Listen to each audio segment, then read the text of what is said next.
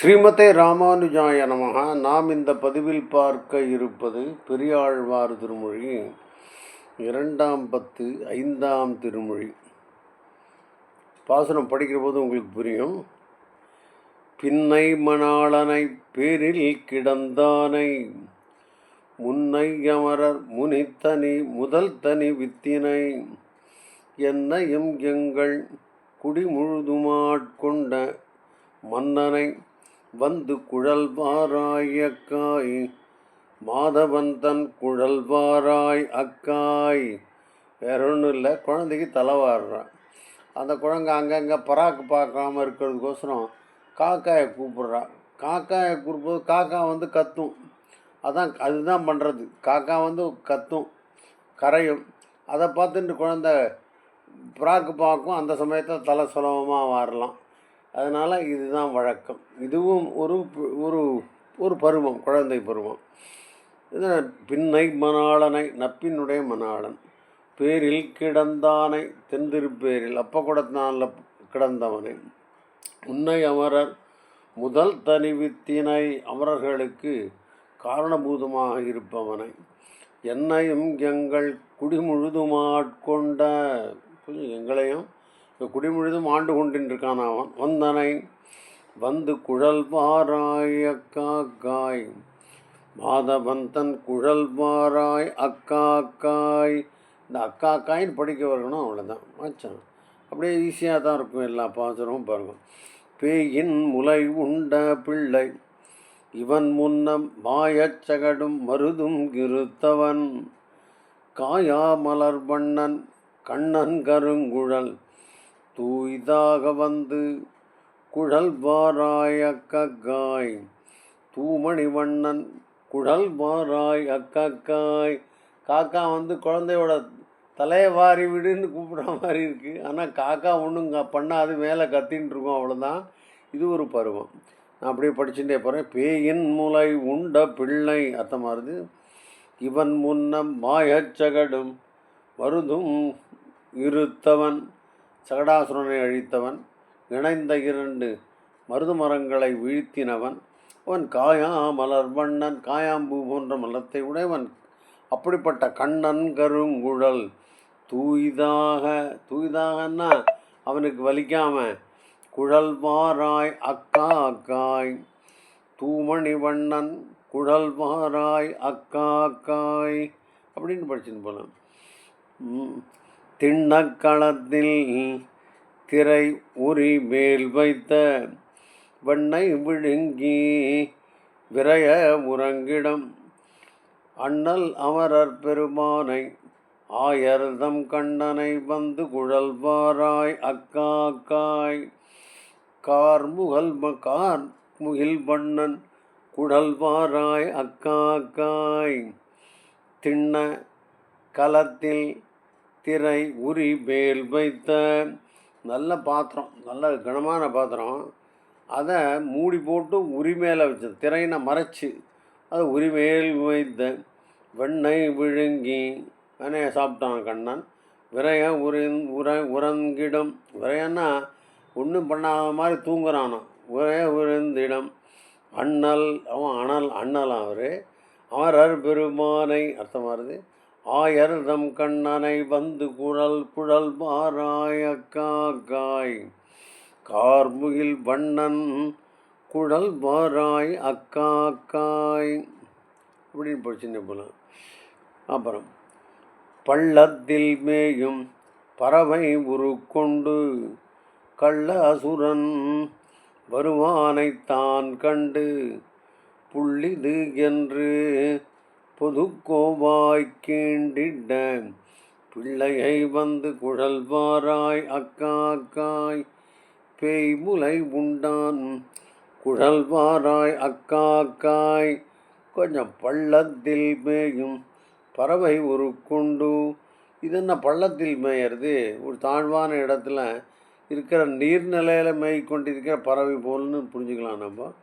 அர்த்தம் எப்படி இருக்கிற பள்ளத்தில் நீர்த்தாழ்வுகளிலே மேயும் இறையெடுத்து திரிகின்ற பறவை கொக்கு என்னும் பட்சியின் உரு கொண்டு ரூபத்தை கொண்டு ஏறிட்டு கொண்டு வருவானாகிய கள்ள அசுரனை வஞ்சனை பொருந்திய அசுரனை பகாசுரனை தான் கண்டு தான் பார்த்து அவனை இது புல் என்று இது பக்ஷியே என்று சாமான்யமாக நினைத்து பொதுக்கோ திடீர்னு பொதுக்குன்னு சொல்லுவோம் நம்ம பாருங்க, அதை தான் இப்படி சொல்கிறார்.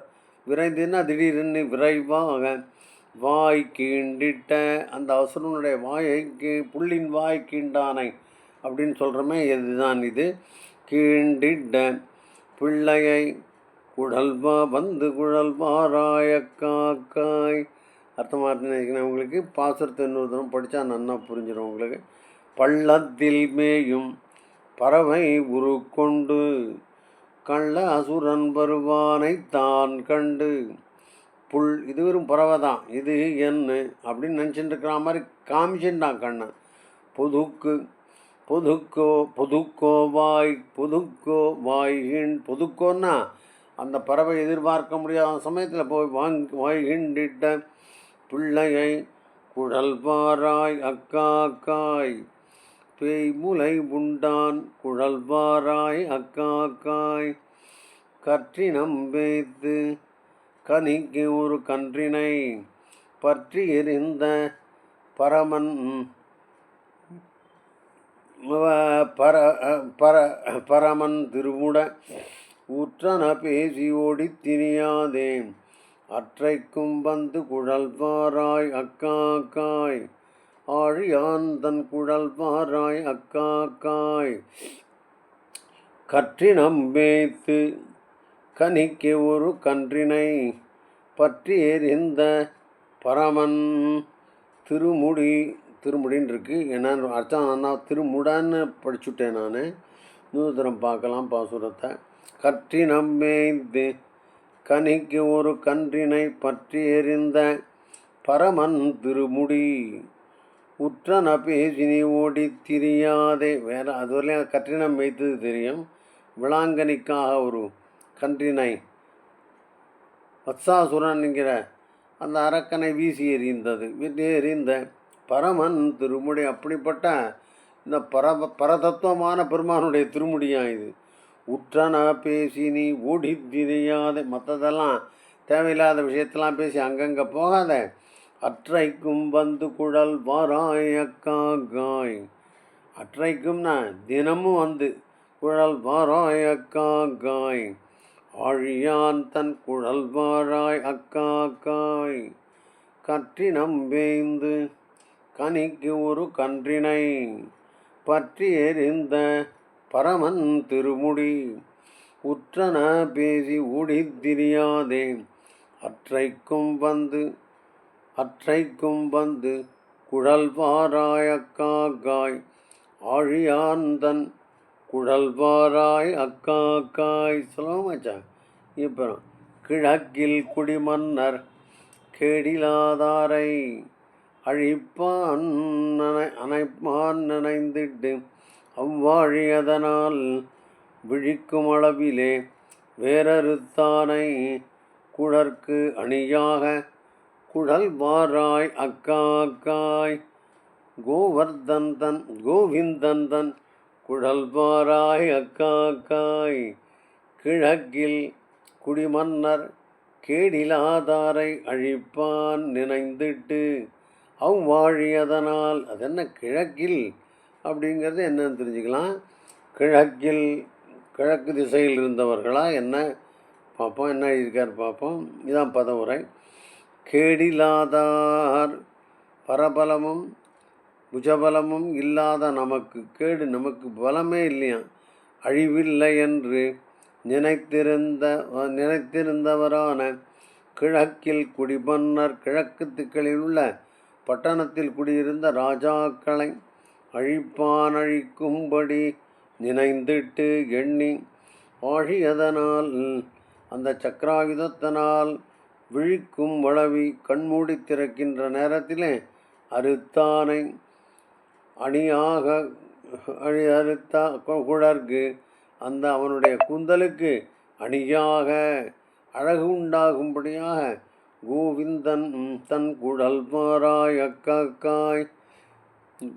பார்ப்போம். இப்போ நன்னா பாசுரம் படிச்சுடலாம்.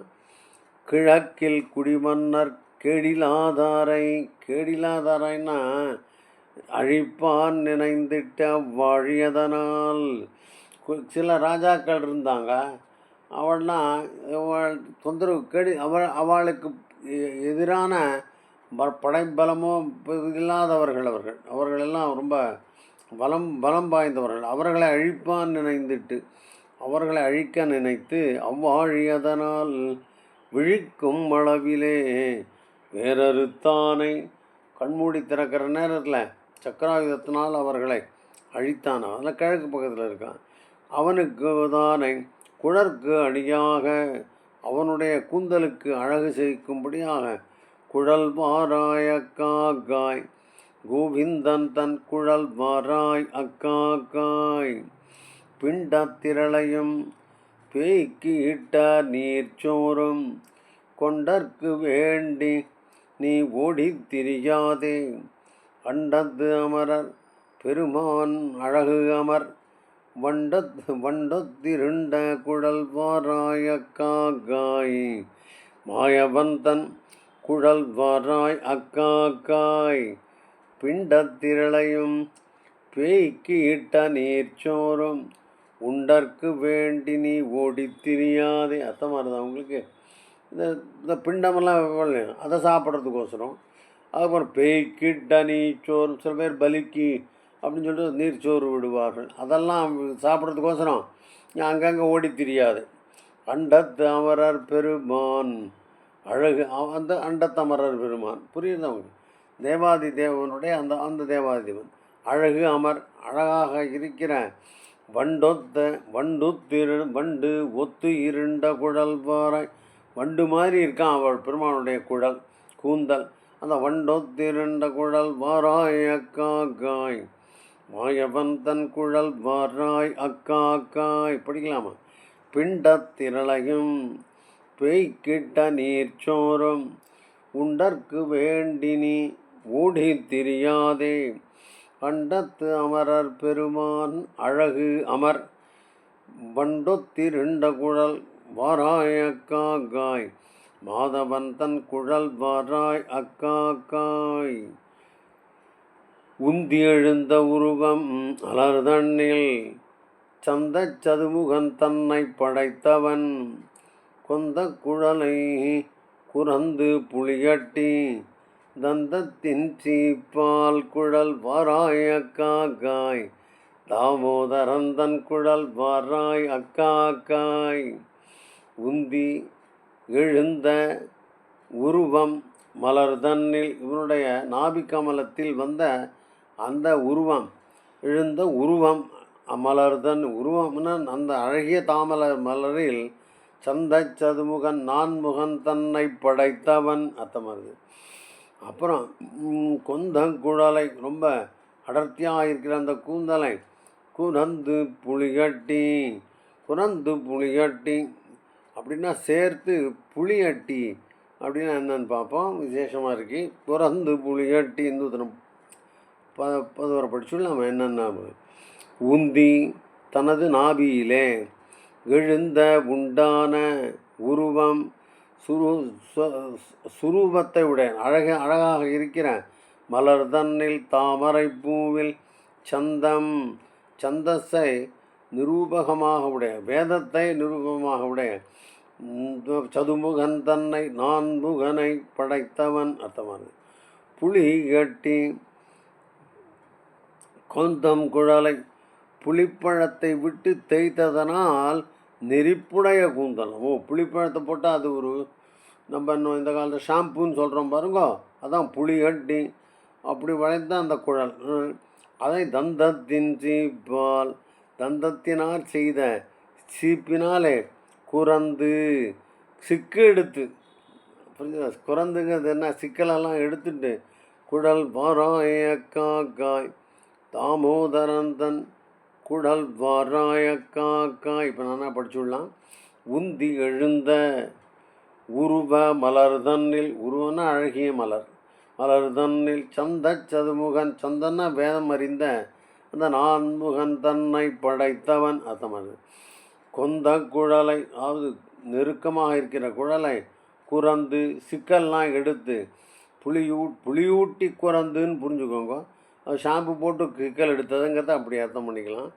தந்தத்தின் சீப்பால் குழல் வாராய காக்காய் தாமோதரந்தன் குழல் வாராய காக்காய் மன்னன் தன் தேவி மாறு கண்டு மகிழ்வு எய்த முன்யும் உலகினை முற்றும் அளந்தவன் பொன்னின் முடியினை பூவனை மேல் வைத்து முன்னே பின்னே இருந்து குழல் வாராய காக்காய்